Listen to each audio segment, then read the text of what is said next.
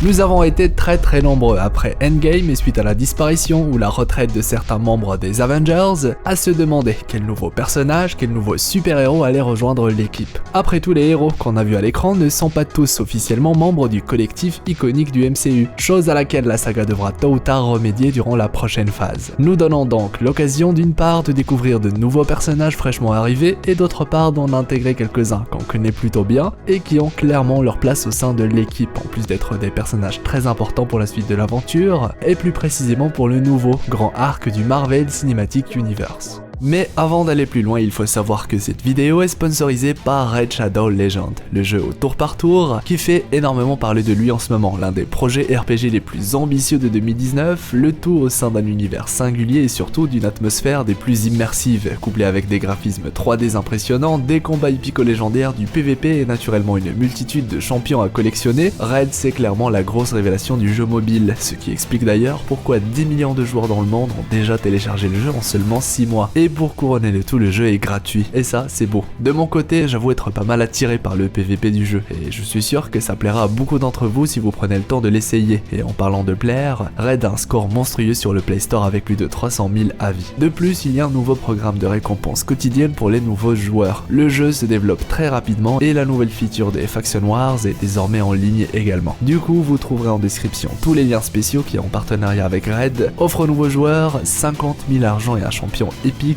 gratuit. Voilà.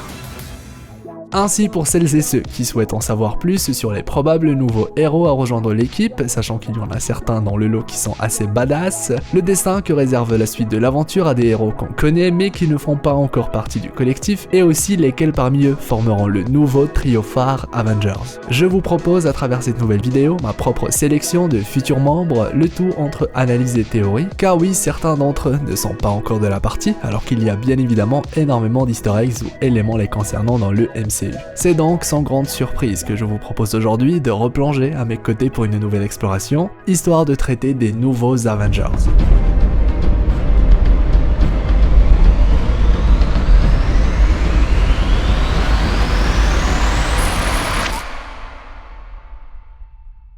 Parmi les grandes figures héroïques dont nous sommes très nombreux à attendre l'arrivée, on retrouve bien évidemment Jane Foster et Shang-Chi présents dans la phase 4 de Marvel, mais aussi et surtout un certain Nova qui commence à faire parler de lui, ou encore un Adam Warlock des plus mystérieux, deux personnages particulièrement appréciés des fans de Marvel, et qui eux aussi seront bel et bien présents dans la suite de l'aventure, du moins en théorie. Nous avons par exemple déjà traité du cas de Nova et son importance dans le MCU, et surtout du lien qu'il entretient avec l'avènement de Thanos, et on sait que son arrivée est surtout une question de temps, puisqu'il devait à la base faire partie d'Avengers 3 et 4. Adam Warlock quant à lui nous a bel et bien été teasé, contrairement à Nova, dans la scène post-générique des Gardiens de la Galaxie 2, mais malheureusement sans nouvelles depuis, et les quelques informations disponibles pour le 3e volume des Gardiens de la Galaxie n'indiquent pas pour l'instant si sa présence est confirmée. Du coup il est difficile pour nous de prévoir s'il fera partie de l'aventure prochainement, ou alors s'il va prendre bien plus de temps que prévu. Et qui sait, en plus des Gardiens 3, Adam Warlock pourrait même faire son apparition dans les films Thor, étant en plus des Gardiens liés également au dieu de la foudre qu'il a par exemple déjà affronté dans les comics. Mais du coup, pourquoi je vous parle d'Adam Warlock? Eh bien pour la bonne et simple raison qu'il est l'un des personnages les plus importants de l'univers Marvel, rien que ça. Et surtout, il serait parfait en tant que nouveau membre des Avengers, allant même jusqu'à dire qu'il est le personnage dont j'attends le plus l'arrivée, surtout quand on sait qu'il est intimement lié à la gemme de l'âme, et que grâce à lui, il se pourrait bien qu'on ait enfin l'occasion de découvrir ce dont elle est capable et peut-être même lever le voile sur les mystères qui l'entourent, devenant pourquoi pas lui aussi l'un des enfants de l'infini, représentant de la gemme de l'âme, là où comme indiqué dans d'autres vidéos, Nova serait le représentant de la gemme du pouvoir. Ce qui nous amène donc à la fameuse théorie des enfants de l'infini, encore une fois, car oui, il se pourrait bien qu'elle soit liée elle aussi aux membres des Avengers. On sait que Wanda, Scarlet Witch et Doctor Strange, représentant des gemmes de l'esprit et du temps, font d'une certaine manière déjà partie des Avengers, même si dans le cas de Strange, ce n'est pas encore officiel. Captain Marvel, représentante de la pierre de l'espace, est quant à elle à l'origine même de l'initiative des Avengers. Du coup, une nouvelle fois, c'est juste une question de temps pour qu'elle fasse réellement partie de l'équipe, et on a vu par exemple dans Endgame qu'elle continue de faire son rapport aux Avengers à travers le personnage de Natasha, ce qui du coup nous laisse seulement une pierre sans représentant si on prend bien évidemment en compte que Nova et Warlock sont de la partie, à moins que cette 6ème gemme ne soit en réalité déjà liée à Jane Foster depuis les événements de Thor 2, et sachant qu'elle fera partie elle aussi de l'équipe, on peut dire que cette idée de représenter les 6 gemmes par 6 héros du MCU est faisable en plus d'être intéressante, et surtout que ces 6 héros particuliers seront même approchés dans le futur dans le but d'en faire des nouveaux membres Avengers, voire même une sorte de Team Avengers spécial, sollicité seulement en cas de grande menace. Car oui, on parle tout de même de possibles membres Avengers qui possèdent des pouvoirs cosmiques, et que les mettre sur le même pied d'égalité que d'autres membres Avengers dits classiques ou lambda, comme War Machine, Hulk ou encore Ant-Man, ce n'est pas très logique. Du coup, aurions-nous prochainement l'occasion de voir naître une nouvelle branche des Avengers? Eh bien, c'est fort possible, ce qui pourrait permettre au MCU de continuer à se concentrer sur des événements qui se passent sur Terre, que l'équipe basique des Avengers peut gérer, et des événements aux menaces d'ordre cosmique que seuls les enfants de l'infini ont une chance d'arrêter. Et qui sait, c'est peut-être même ce qui a poussé Nick Fury à entamer son voyage dans l'univers, à savoir recruter les quelques membres restants pour sa nouvelle team top secrète, lui qui, rappelons-le, est, d'une certaine manière, le personnage phare qui s'occupe de recruter les nouveaux membres des Avengers, et ce, depuis le tout premier film du MCU. Ce qui nous fait, en plus de Wanda, qui est déjà membre, 5 nouveaux personnages à pouvoir rejoindre l'équipe, soit Doctor Strange, Nova, Jane Foster, Adam Warlock et enfin Captain Marvel. Et ça, c'est beau. Ce qui nous amène donc automatiquement à parler de la team Avengers dite de base. Et du coup, comment peut-on parler d'une nouvelle équipe Avengers sans parler de Spider-Man? Fraîchement recruté durant Avengers 3 et qui a d'ailleurs dernièrement énormément fait parler de lui, aujourd'hui nous avons la confirmation qu'il fera bel et bien partie de la suite de l'aventure, de quoi rassurer tous les fans de l'homme araignée. Et si je décide de parler de lui, c'est parce qu'il est d'une part un membre actuel des Avengers, et ça c'est toujours important de le rappeler, et d'autre part car il a clairement le potentiel pour faire partie du trio phare Avengers. Mais dis donc Hiro, c'est quoi le trio phare des Avengers? Eh bien ce sont 3 personnages particulièrement forts et charismatiques, et surtout ce sont des leaders en plus d'être des personnages importants dans l'intrigue principale de l'arc en cours. Pour la saga Infinity, il s'agissait bien évidemment de Thor, de Captain America et enfin d'Iron Man.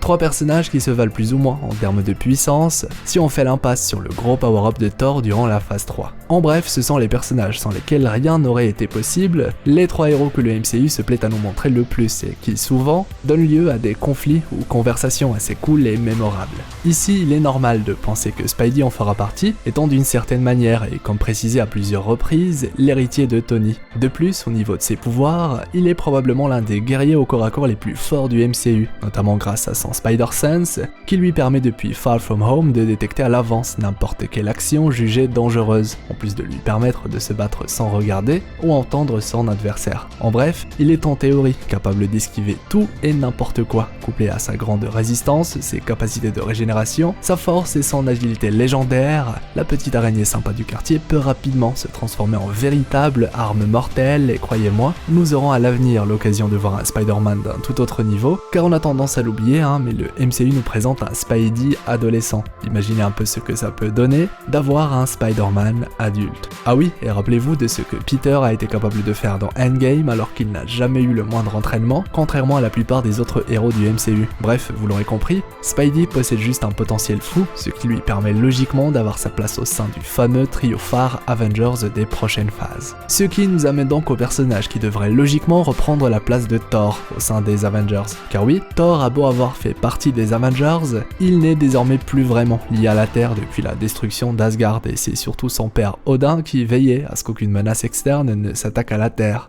Et on le voit dans Endgame, Thor souhaite partir à l'aventure aux côtés des gardiens de la galaxie, et ça m'étonnerait qu'il soit de retour sur Terre avant un très long moment. Du coup, est-ce que Mighty Thor, soit Jane Foster, présumée nouvelle utilisatrice pour le marteau légendaire de Thor, prendra sa place au sein des Avengers? Eh bien, il y a de fortes chances, même si j'avoue ne pas vraiment la voir en tant que membre phare Avengers, car il y a bien évidemment d'autres personnages qui ont bien plus de mérite à l'être, et même que dans certains cas, c'est bien plus logique, et je parle sans grande surprise de Doctor Strange pour ne citer que lui, il est l'un des grands gardiens de la Terre et je le vois assez bien en tant que nouveau leader des Avengers, ou du moins faisant partie du fameux trio leader de ce qu'on peut appeler les nouveaux Avengers. Ce qui nous amène donc au dernier personnage du fameux trio, et là j'avoue ne pas vraiment avoir d'idée fixe. Autant je comprends que Captain Marvel puisse avoir sa place, autant je ne suis pas totalement convaincu. Pareil pour Shang-Chi, qu'on ne connaît pas encore, ou même de nouveaux personnages comme Nova, car j'estime que le trio phare doit surtout se composer de personnages qui veillent à garder la Terre en priorité, et non le reste de l'univers, ce qui explique pourquoi je ne vois pas Carol Danvers dans ce rôle. Du coup je me tourne vers vous pour vous demander, premièrement, quels sont les personnages qui, selon vous, feront partie de ce qu'on peut appeler les nouveaux Avengers, et aussi celui qui, selon vous, mérite sa place au sein du trio leader aux côtés de Doctor Strange et Spider-Man. Bref, à vos claviers. Personnellement, si je devais en choisir un, je pense que j'opterais pour T'Challa, soit Black Panther. Il est clairement un personnage important dans ce qu'on peut appeler l'axe basé sur la Terre, en plus d'être un excellent guerrier, un roi bienveillant et un super-héros marquant, possédant l'étoffe d'un véritable leader. Mais encore une fois, il s'agit ici seulement de mon point de vue, dans l'attente de découvrir le vôtre. En conclusion, les Avengers, c'est clairement l'une des plus grandes réussites du MCU, nous donnant l'occasion de découvrir une équipe singulière où se mêlent humains, extraterrestres, divinités et même êtres artificiels au pouvoir infini. Et ça, c'est beau. Merci à vous tous d'avoir suivi cette nouvelle exploration et d'être restés jusqu'au bout, et si elle vous a plu, n'hésitez pas à me le faire savoir à l'aide du pouce en l'air, le fameux pouce bleu avec le gant de l'infini, c'est vraiment très important, ça ne coûte rien et ça récompense le travail fourni. D'ailleurs, n'hésitez vraiment pas à me dire ce que vous en pensez de tout ça, à me partager vos idées et théories ou encore à me donner vos retours en général, en participant avec votre propre sélection de super-héros. Comme d'habitude, je lis absolument tous les commentaires. Si c'est votre première fois sur la chaîne ou si ce n'est pas encore fait, vous êtes naturellement les bienvenus dans notre équipage d'explorateurs, sachant que s'abonner à la chaîne peut dans certains cas donner des pouvoirs cosmiques infinis à certains explorateurs élus. Voilà, une agréable journée ou soirée à vous, c'était Hirosef l'explorateur d'univers, pour vous servir.